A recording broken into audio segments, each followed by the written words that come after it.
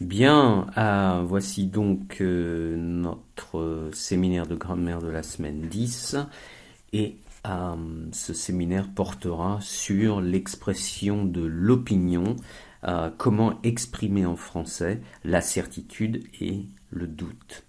Alors comme d'habitude, on vous met un petit récapitulatif dans Alter Ego concernant ce point de grammaire, vous le trouverez à la page 129, et puis dans Hawkins and Towle, vous trouverez davantage d'explications et de détails, et notamment la liste des verbes aux sections qui sont indiquées ici. Bien, alors, en français, si vous voulez, l'expression de la certitude est exprimée par des verbes ou des expressions impersonnelles qui sont suivies de l'indicatif.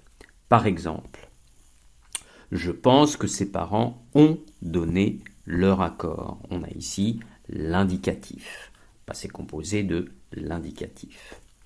Même chose, il me semble que, en français, il me semble que, ça veut dire je pense que. Okay, et donc là, on a une certitude et on va utiliser l'indicatif. Okay, il me semble que c'est une très bonne idée. Alors quand on dit l'indicatif, ça peut être n'importe quel temps de l'indicatif. On peut avoir le passé composé, le futur, le présent, l'imparfait, etc. Bien. Quand vous avez des verbes et expressions exprimant une opinion quasi certaine, on utilise toujours l'indicatif. On est toujours dans le domaine de la certitude, de la quasi-certitude. Donc des verbes comme j'imagine, je suppose que, je me doute que. Ok? Je me doute que en français, c'est pas I doubt something, mais c'est il me semble que, je pense que, ok, je crois que. Et donc, toutes ces expressions-là sont suivies, même chose, de l'indicatif. J'imagine que ses parents ont donné leur accord. Je pense que. Il est probable que les protagonistes veulent oublier cette histoire.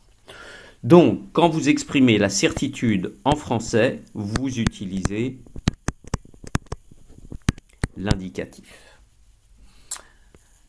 Par contre, quand vous exprimez le doute, que ce soit des verbes ou des expressions impersonnelles, à ce moment-là, vous allez utiliser le subjonctif. Par exemple, je doute que cela puisse les aider à oublier. Et vous voyez que le verbe qui suit est un verbe qui est au subjonctif. Ok ?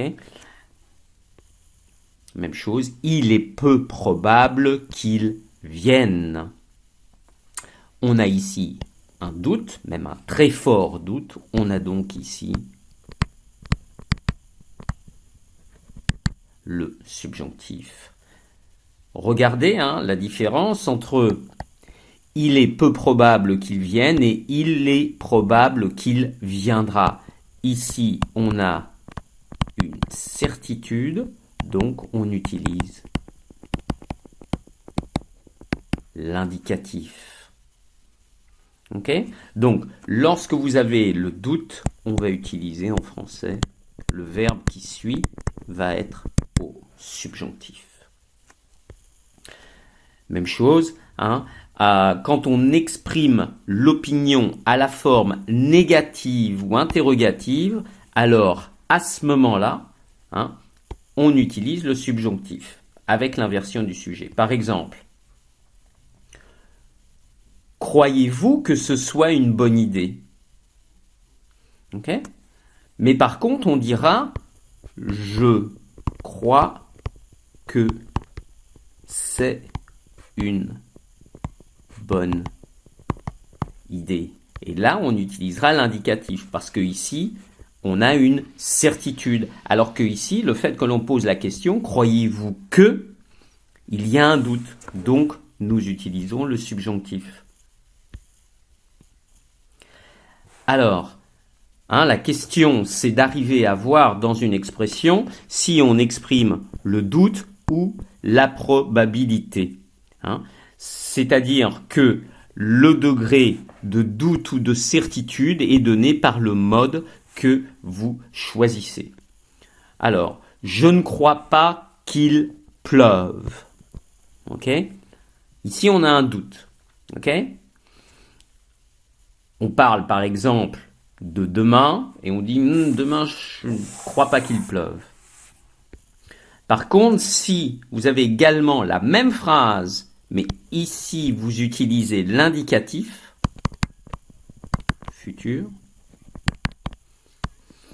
cela exprime alors une quasi-certitude. Okay? Donc vous voyez que même avec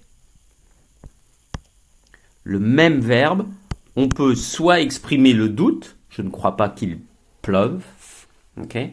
Ou bien, si on utilise l'indicatif, ça exprime votre quasi-certitude. Okay? C'est-à-dire, you're almost certain that it won't rain. Bien.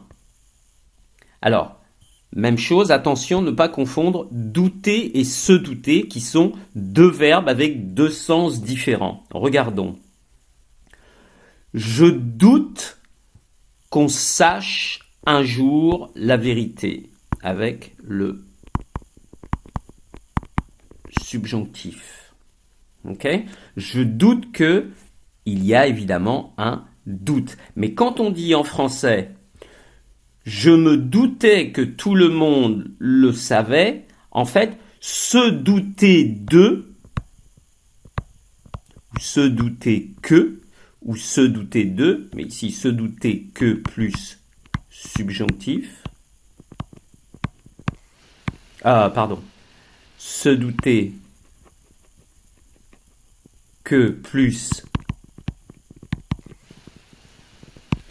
indicatif, comme ici, hein, ça veut dire I knew that everybody knew it. Okay? Je me doutais que tout le monde le savait.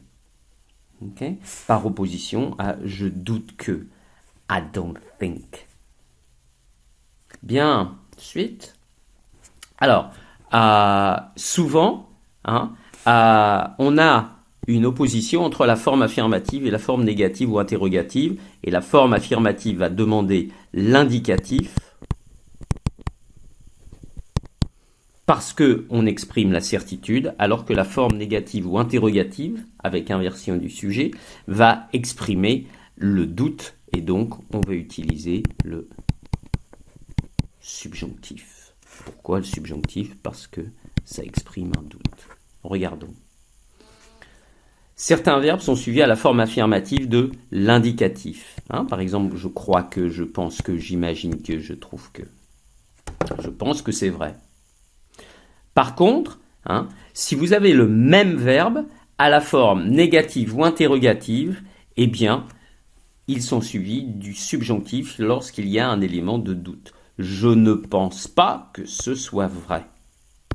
Subjonctif. Penses-tu que ce soit vrai? Interrogation, élément de doute.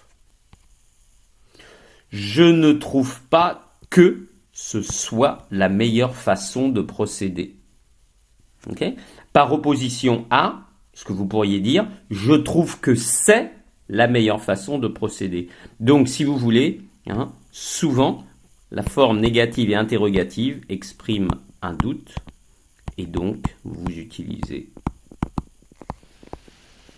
le subjonctif.